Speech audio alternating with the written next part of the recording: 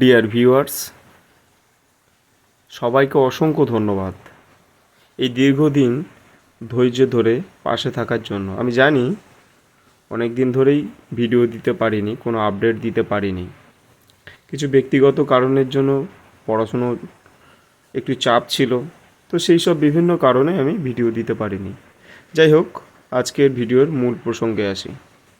আমি ভারত লিগ্যাল হাবের গণেশ সাপুই, বর্তমানে government centre of legal education আইন বিভাগের একজন ছাত্র। তো আজকের ভিডিওটা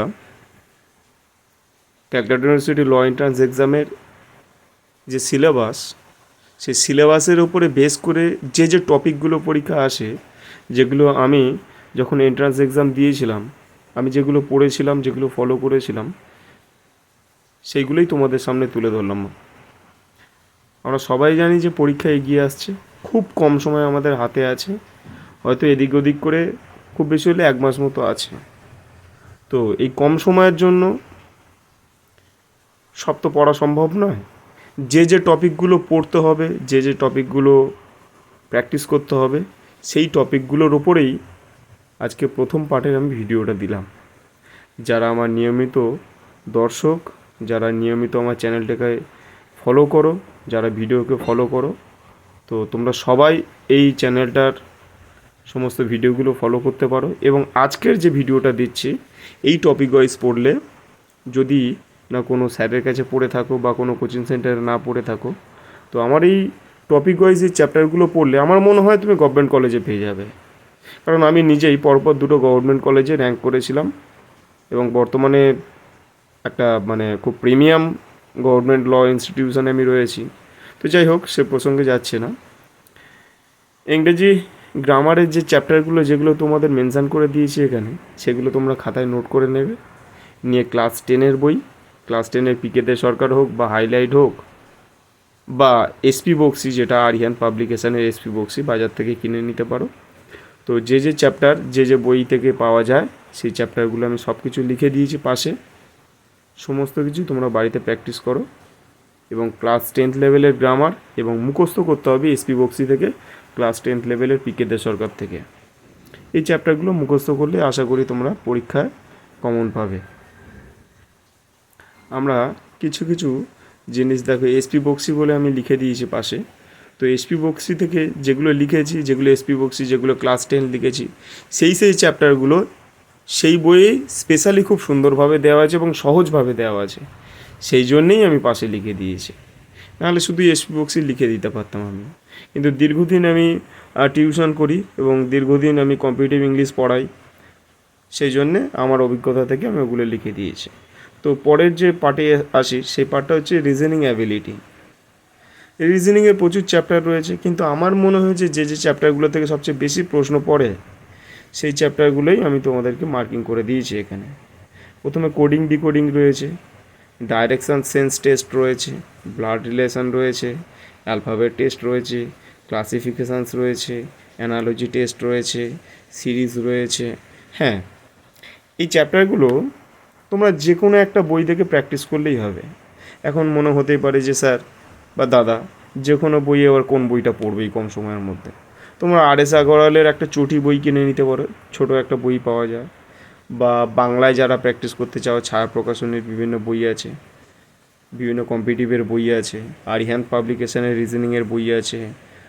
আচ্ছা, আর বিভিন্ন বাজার চলতি বিভিন্ন বই আছে। তো তোমরা যে কোনো একটা বই নিয়ে এগুলো প্র্যাকটিস করতে পারো। বা কেউ যদি মনে করো যে ইউটিউব থেকে প্র্যাকটিস করবে, তো ইউটিউবে দেখবে, সার্চিং করবে যে কোডিং ডিকোডিং, দেখবে হাজারখানেক চ্যানেল আসছে। সেখান থেকে এমটিএস লেভেলের যে এসএসসি এমটিএস কোডিং ডিকোডিং মারলে যেগুলো আসবে সেই লেভেলেরগুলো প্র্যাকটিস করবে।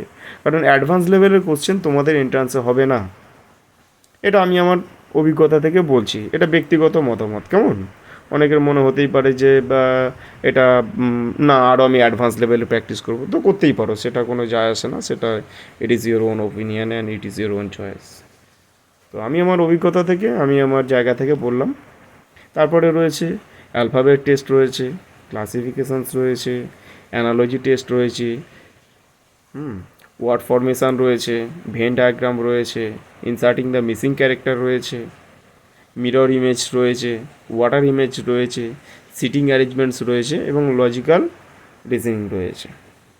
তো এই ব্যাপার স্যাপারগুলো প্রত্যেকটা বই থেকে বা ইউটিউব থেকে প্র্যাকটিস করলে আশা রাখছি তোমরা পরীক্ষায় কমন পাবে। এইগুলো থেকেই পড়ে। এবার ক্যালকাটা ইউনিভার্সিটিতে প্রচুর সিট রয়েছে। ক্যালকাটা ইউনিভার্সিটির সিট সংখ্যা কতটা, এখন তো বেড়েছে, সমস্ত কিছুই আগের ভিডিওতে দেওয়া আছে, তোমরা মনে করলে দেখে নিতে পারো। এবং রিজনিংয়ের যদি কোনো বই বা ইংরেজির যদি কোনো বই তোমাদের লাগে, আগের ভিডিওগুলোতে আমার দেওয়া আছে, বইয়ের ছবি সমেত দেওয়া আছে, ছোট ছোট করে ভিডিও দেওয়া আছে। তোমরা সেই ভিডিওগুলো দেখলেই বুঝতে পারবে যে কোন বইগুলো কিনে নিয়ে পড়তে হবে বা শর্ট টাইমের মধ্যে কোন কোন বইগুলো গ্রিপলি পড়লে আমি রেডি হয়ে যেতে পারবো। গভর্নমেন্ট কলেজে পাওয়াটা, চান্স পাওয়াটা কিন্তু খুব একটা ফ্যাক্ট নয়। একটু পড়াশুনো করলে 20-25 দিন যদি কেউ ঠিকঠাক পড়াশুনো করে, ঠিকঠাক ঠিকঠাক মানে ঠিকঠাক যদি কেউ পড়াশুনো করে না, এমনি গভর্নমেন্ট কলেজে চান্স পেয়ে যায়। তো এই চ্যাপ্টারগুলো তোমরা খাতায় নোট ডাউন করে নিতে পারো এবং সেই হিসাবে তোমার প্র্যাকটিস করবে। ইউটিউব রয়েছে, গুগল রয়েছে, বিভিন্ন সোর্স রয়েছে, এখন তো সোর্সের কোনো অভাব নেই। এগুলো খাতায় নোট ডাউন করে নেবে, তো নোট করে নিয়ে তোমরা পড়াশোনা করো।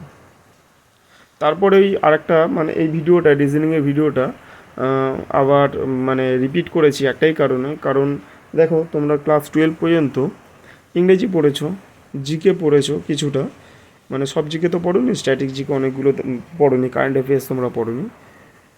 তো রিজনিংও টোটালি একটা নতুন সাবজেক্ট,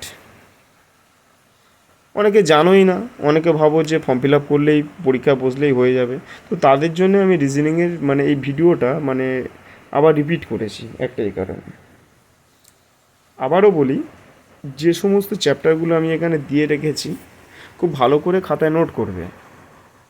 নোট করে নেওয়ার পরে চ্যাপ্টার ধরে ধরে, যেহেতু কম সময় রয়েছে, এখন তো টিচার নেওয়া সম্ভব নয়, তো কম সময়ের মধ্যে চ্যাপ্টার ধরে ধরে ইউটিউবে সার্চ মারবে SSC MTS coding decoding, SSC MTS direction test, sense test, blood relation reasoning, West Bengal police বা এসএসসি বা গ্রুপ ডি, এরকম ধরনের মারবে, মানে যেগুলো খুব ইজি টাইপ। ঠিক আছে, অ্যাডভান্স টাইপে যাবে না, অ্যাডভান্স টাইপে গেলে ওখান থেকে বেরোতে পারবে না। এক একটা চ্যাপ্টারের প্রচুর টাইপস রয়েছে, সেই টাইপসগুলো এখন তোমরা শেষ করতে পারবে না। আমি যখন এন্ট্রান্স ব্যাচে আমি পড়াই, তো আমি তো এন্ট্রান্স ব্যাচটা এইচএস শেষ হয়ে যাওয়ার পর থেকেই পড়াই, দীর্ঘদিন ধরে ওদের প্র্যাকটিস করাচ্ছি, মক টেস্ট নিচ্ছি। ওদের ব্যাপারটা আলাদা, ওরা অনেকটাই রেডি হয়ে গেছে এবং রেডি হয়ে যাবে।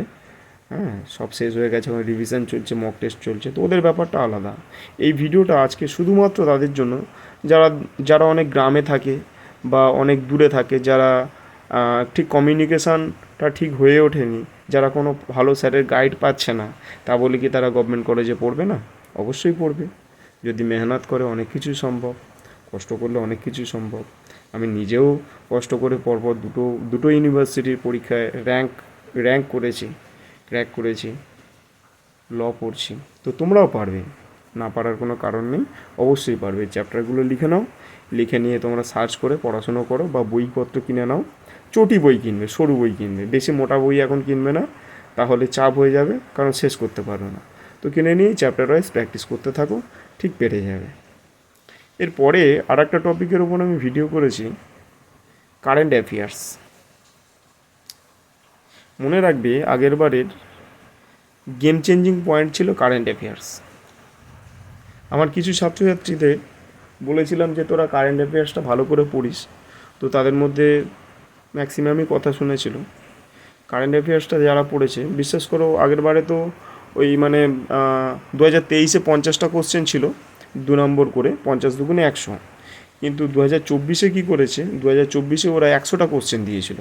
এবার যেহেতু ম্যাথস দিয়েছে, ম্যাথসগুলো খুব টাফ দিয়েছিল, মানে একটু কঠিন দিয়েছিল। তো কঠিন দেওয়ার দরুন অনেক ছাত্রছাত্রীরা ম্যাথ মানে ক্র্যাক করতে পারেনি।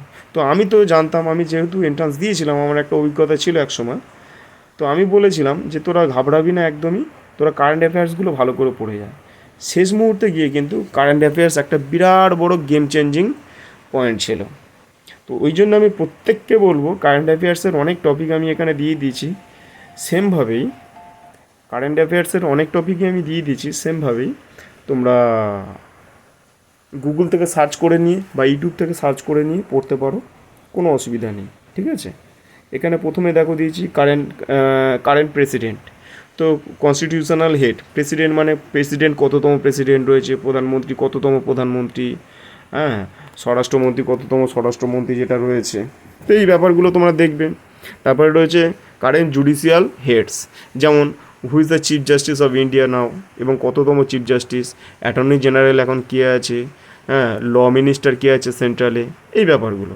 সুপ্রিম কোর্টের এখন সুপ্রিম কোর্ট কত সালে প্রতিষ্ঠিত হয়েছিল, সুপ্রিম কোর্টের প্রথম মহিলা বিচারপতির নাম কি, প্রথম মেল মেল মেল জাজের নাম কি, চিফ জাস্টিস অফ ইন্ডিয়া প্রথম কে ছিল, এই ব্যাপারগুলো তোমরা গুগল থেকে এগুলো পেয়ে যাবে, গুগলে সার্চ করলেই পেয়ে যাবে, তো সেখান থেকে নিয়ে পড়াশোনা করতে পারো। তারপর একটা দিয়েছি information about Calcutta high court.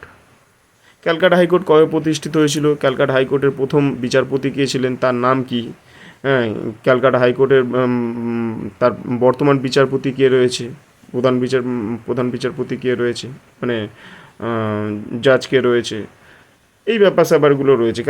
Calcutta মানে হাইকোর্ট রিলেটেড যেগুলো ইনফরমেশান রয়েছে সেগুলো তোমরা গুগল থেকে সার্চ করে নিয়ে পড়বে। তারপরে Modi cabinet minister, Modi cabinet 3.0, যেমন মোদি ক্যাবিনেটের মধ্যে ধরো বলে দিল যে ল মিনিস্টারের নাম কী আছে বা এডুকেশন মিনিস্টারের নাম কী আছে, এরকম পড়তেই পারে। তো মোদি ক্যাবিনেট 3.0 মারবে, ইউটিউবে হোক বা গুগলে হোক মারবে, মারলে দেখবে চলে আসছে। তারপরে মিলিটারি এক্সারসাইজ রয়েছে, মিলিটারি এক্সারসাইজ লাস্ট 6 মাসের যে মিলিটারি এক্সারসাইজ হয়েছে, ধরো শ্রীলঙ্কার সঙ্গে ভারতের কোনো মিলিটারি এক্সারসাইজ হলো, সেই 6 মাসের কারেন্ট অ্যাফেয়ার্সগুলো দেখবে। তার মানে আমি বলতে চাইছি অ্যাকচুয়াল ডিসেম্বর থেকে দেখলে, 2024-এর ডিসেম্বর থেকে এই পর্যন্ত দেখলে খুব ভালো হয়। যারা পারবে না, যাদের হাতে কম সময় রয়েছে, তারা জানুয়ারি থেকে এই পর্যন্ত দেখলে হয়ে যাবে। তবে রিপোর্টস রয়েছে, ইন্ডেক্স রয়েছে, যেমন মানে হাঙ্গার ইন্ডেক্সে ভারতের র্যাঙ্ক কত আছে, বিভিন্ন রিপোর্টস রয়েছে, এগুলো গুগল করলে বা ইউটিউব করলে তোমরা পেয়ে যাবে। সায়েন্স অ্যান্ড টেকনোলজি এই কিছুদিন আগে মহাকাশে একজন পাড়ি দিয়েছে আমাদের, উনি আর্মির ব্যাকগ্রাউন্ডে ছিল, বা সায়েন্স অ্যান্ড টেকনোলজিতে কী কী আবিষ্কার হলো, কী মিসাইল আবিষ্কার হলো, এই ব্যাপার স্যাপারগুলো এগুলো পেয়ে যাবে, নেট থেকে পেয়ে যাবে। তার বিমস্টেক সামিট 2025 গুগলে সার্চ করলে পেয়ে যাবে। বা কেউ যদি মনে করো যে কারেন্ট অ্যাফেয়ার্সের বই কিনে নিয়ে পড়বে, 6 মাসের একটা মানে হাফ ইয়ারলি একটা কারেন্ট অ্যাফেয়ার্সের বই পাওয়া যায়, ঠিক আছে, টোটাল প্যাকেজে। ওটার দাম হয়তো 100 টাকা মতো নেবে, বা একটু বেশি নিতে পারে, আমার এই মুহূর্তে মনে নেই। তো বইয়ের দোকানে গিয়ে বললে লাস্ট 6 মাসের কারেন্ট অ্যাফেয়ার্সের একটা বই দিন, তো বিভিন্ন রাইটারের বই বা বিভিন্ন পাবলিকেশনের বই তোমরা পেয়ে যাবে, অসুবিধা নেই। সবাই তো গুগল দেখে বা ইউটিউব দেখে পড়তে পারে না, তো যারা বই থেকে পড়তে চাও বা কলেজ স্ট্রিটে তোমরা পেয়ে যাবে, লাস্ট 6 মাসের কারেন্ট অ্যাফেয়ার্স বললে দেখবে দিয়ে দেবে, বই আকারে রয়েছে। তো সেখান থেকে এই চ্যাপ্টারগুলো, মানে চ্যাপ্টার বলছি সরি, হ্যাঁ, এই টপিকগুলো তোমরা মার্কিং করে নেবে, মার্কিং করে নিয়ে পড়বে, দেখবে আশা রাখছি কমন পাবে। তারপরে central and state government schemes কী কী রয়েছে, যেমন আমাদের মানে কন্যাশ্রী প্রকল্প কবে চালু হয়েছিল, পড়তেই পারে। সেন্ট্রাল গভর্নমেন্টের কোনো স্কিম ধরো চালু হলো, সেই স্কিমটা কোন রাজ্যে চালু হলো, কত সালে চালু হলো, সেটা পড়তেই পারে। আচ্ছা, 2024-এ আমরা জানি অনেকে ভারতরত্ন পেয়েছে, তো ভারতরত্ন কে কে পেয়েছে, কোন কিসের জন্য পেয়েছে, মানে তার অ্যাচিভমেন্টটা কী রয়েছে, সেটা দেখবে, সেটা ভালো করে পড়তেই পারে। ব্র্যান্ড অ্যাম্বাসাডার রয়েছে, ব্র্যান্ড অ্যাম্বাসাডার যেমন ধরো কোনো একটা কোম্পানির ব্র্যান্ড অ্যাম্বাসাডার কে আছে, বা ধরো বললো এখান থেকে বলা যেতে পারে ইউনিসেফের ব্র্যান্ড অ্যাম্বাসাডার কে রয়েছে, ঠিক আছে, এই ব্যাপারগুলো পড়ে, অনেক পরীক্ষায় পড়ে, প্রায় দেখেছি। তারপরে রয়েছে ন্যাশনাল ইন্টারন্যাশনাল অ্যাওয়ার্ড, মাননীয় প্রধানমন্ত্রী উনি বেশ কিছুদিন ধরে অনেকগুলো দেশ থেকে ইন্টারন্যাশনাল অ্যাওয়ার্ড পেয়ে। তো এই টপিকগুলো আমি তোমাদের সামনে তুলে ধরলাম আমি আমার অভিজ্ঞতা থেকে। ভালো লাগলে লাইক করো, বন্ধুদের সঙ্গে শেয়ার করে দিও, কারণ তুমি যেমন মনে করছো যে যাই ভিডিওটা যে আমার কাছে হেল্পফুল, তাহলে এটা অনেকের কাছে হেল্পফুল হতে পারে। সুতরাং থ্যাংক ইউ।